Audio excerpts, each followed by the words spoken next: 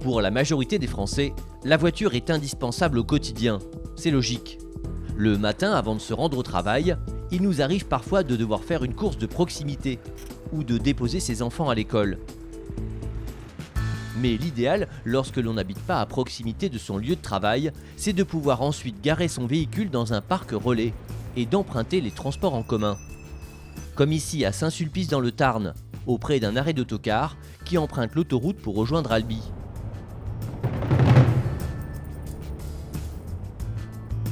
Grâce à ce parc relais, l'usage des transports en commun est encouragé, car l'enchaînement des modes de transport est fluide.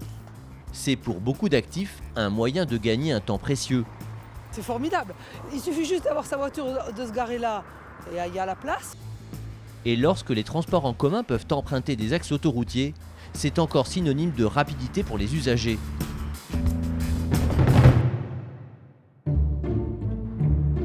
Dans certaines régions, on va même plus loin. On a créé des voies dédiées aux autocars express sur les autoroutes.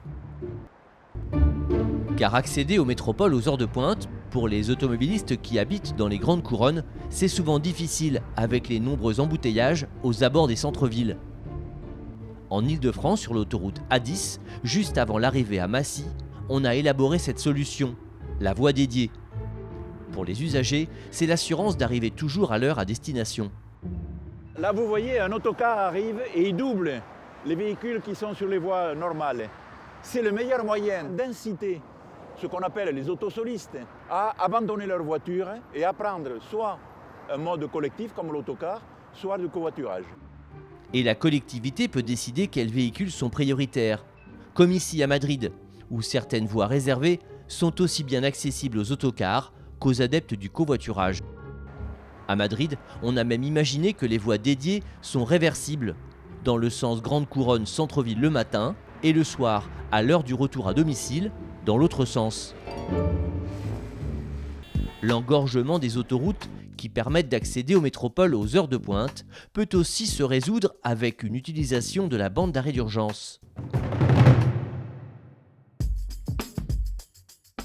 Le matin en semaine, dès 7 h, certains accès à Grenoble sont engorgés. Mais pour les autocars qui empruntent l'autoroute, l'accès à la bande d'arrêt d'urgence est autorisé. Cela leur permet de dépasser les véhicules à l'arrêt à cause de la densité du trafic. Cette solution a fait ici la preuve de son efficacité en toute sécurité. Et elle est rapide à mettre en œuvre, puisqu'il n'est pas nécessaire d'aménager une voie supplémentaire. Pour que les transports en commun gagnent des parts de marché, il faut aussi les rendre très accessibles aux piétons, aux cyclistes et aux automobilistes. Il faut faire en sorte que les usagers passent d'un mode de transport à un autre sans perdre de temps. Aux portes de Toulouse, plusieurs hubs remplissent cette mission. Les usagers arrivent à combiner plusieurs trajets de manière très fluide.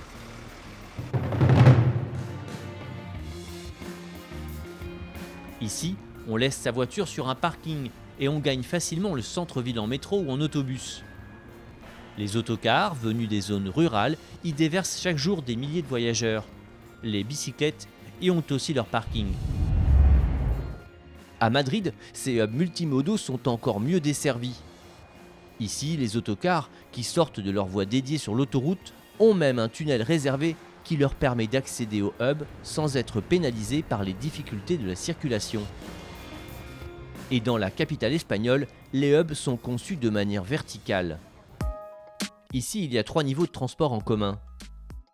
Au niveau -1, arrivent et partent les autocars verts pour la banlieue, ainsi qu'au niveau -2. Au dernier niveau, au -3, c'est l'accès au métro. Chaque niveau est relié par des escalators, favorisant ainsi la rapidité des connexions. Un vrai succès qui permet à tous les habitants de Madrid et ses environs de se déplacer rapidement dans toute la métropole et qui rend l'usage de la voiture particulière moins indispensable. L'autre innovation la plus significative pour favoriser l'essor des lignes express d'autocars est bien française. Elle est née en Ile-de-France, à Brive-sous-Forges, exactement sur l'autoroute A10. On y a conçu un authentique arrêt d'autocar.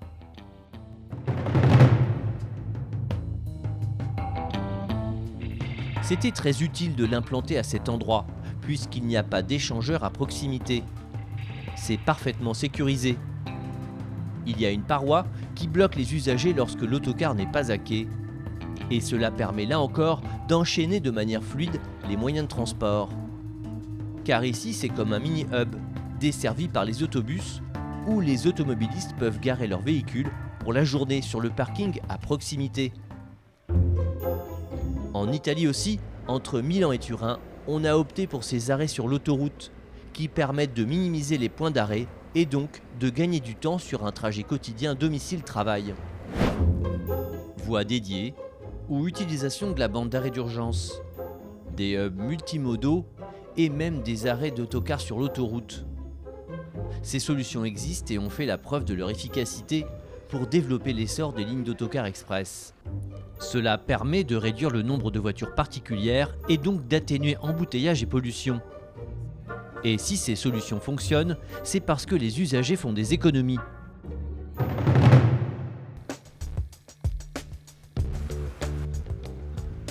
Un peu partout sur le territoire, des citoyens ont bien compris que prendre la ligne express d'autocar plutôt que sa voiture personnelle était source d'une réelle économie mensuelle. En bus, ça coûte un peu plus d'une quarantaine d'euros par mois. En voiture, ça coûte plus de 200 euros par mois.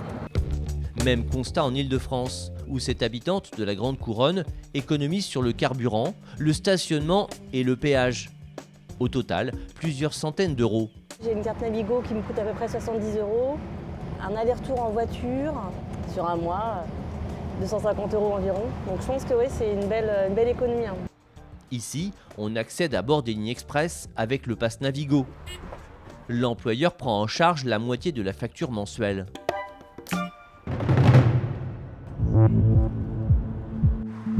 L'autre clé du succès, c'est le confort apporté aux usagers avec de nombreux services à bord. Certains opérateurs, comme ici en Occitanie entre Saint-Sulpice et Albi, en ont fait une priorité. On voyage évidemment assis, attaché avec une ceinture de sécurité, à bord d'un véhicule qui peut atteindre 100 km/h sur des portions d'autoroute. On trouve du Wi-Fi à bord pour se connecter facilement, et il y a même des revues à côté du conducteur. Chacun se repose ou commence sa journée de travail, si bien que le temps de trajet domicile-travail devient du temps utile.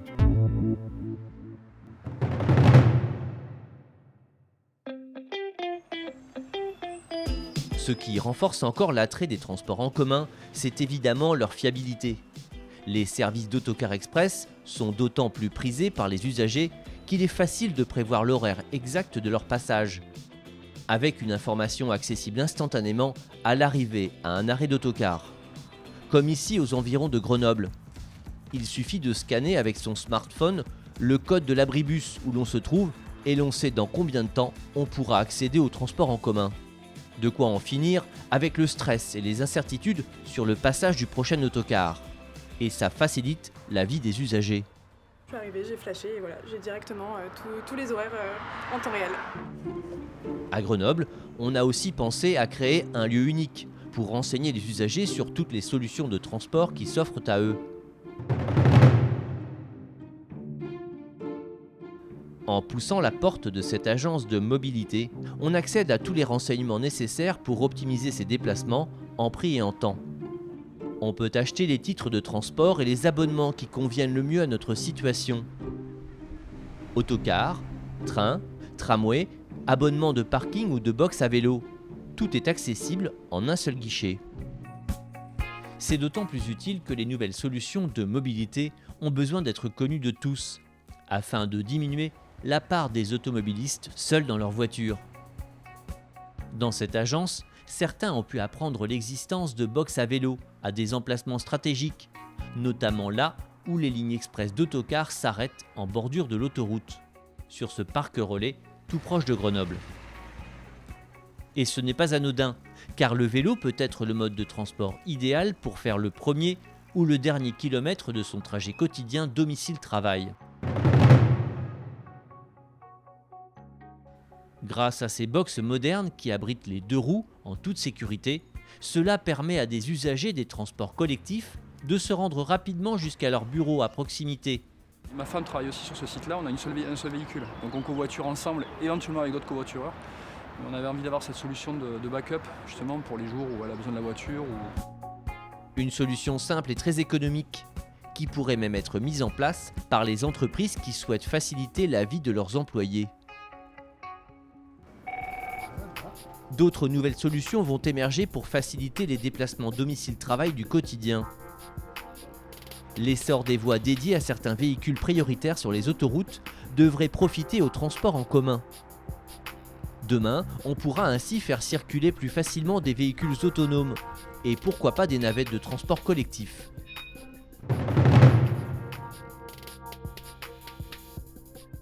Si vous voulez un jour développer des véhicules à conduite déléguée, il est évident que ce sera plus facile de prévoir des navettes à conduite déléguée sur des voies réservées, parce que quand vous mettez de l'intelligence dans un véhicule, si ce véhicule roule presque toujours dans des conditions de fluidité, on a besoin de beaucoup moins d'intelligence dans le véhicule que si on fait rouler ce véhicule dans des bouchons. Selon cet expert, il faudrait donc orienter le développement des véhicules autonomes vers le transport collectif. Le véhicule autonome, ça peut être la meilleure ou la pire des choses. La pire des choses, si chacun a un véhicule autonome. Et la meilleure des choses, si on oriente le développement de la technique vers des navettes, c'est-à-dire du transport collectif. Alors, pour faciliter l'arrivée de navettes autonomes, ne faudrait-il pas envisager d'aménager des voies dédiées sur les autoroutes aux abords des métropoles ?